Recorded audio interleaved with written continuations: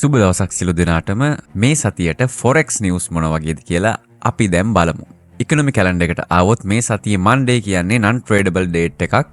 අපිට ජූනි 17 ගත්තොත් The Bank of Japan වල policy rate, policy statement සහ press conference එක තියෙනවා. ඊට පස්සේ ගත්තොත් එදාම හවස 6ට USD core retail sales සහ retail sales තියෙනවා. ඉතින් මාකට් එකට යම් කිසි බලපෑමක් තියෙන්න පුළුවන්.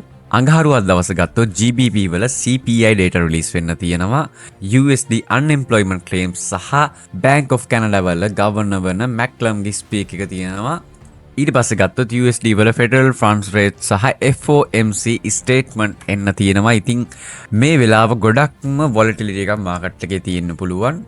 බ්‍රහස්පතින්දා දවස ගත්තොත් FOMC press conference එක තියෙනවා. ඊට පස්සේ ගත්තොත් GBP monetary policy summary official bank rate වගේ තියෙනවා. ඊට සිකුරාදා දවස ගත්තොත් GBP retail sales සහ Bank of Japan governor Kazudo Uedaගේ speak එක තියෙනවා. ඉතින් ඕගොල්ලන්ට fundamental basic මුල ඉඳලා ඉගෙන ගන්න ඕන නම් අපිට comment එකක් දාන්න. London trading index අපි කැමති ඕගොල්ලන්ට fundamental basic කියලා දෙන්න. ඒ වගේම technical analysis වගේම අපි හිතාගෙන ඉන්න ඕගොල්ලෝ වෙනුවෙන් academy එකක් කරන්න. ඉතින් ඔයාලගේ තියෙන අදහස් කමෙන්ට් සෙක්ෂන් එකේ කමෙන්ට් එකක් විදිහට දාන්න. එහෙනම් නැවත දවසක හම්බෙමු අපි London Trading Index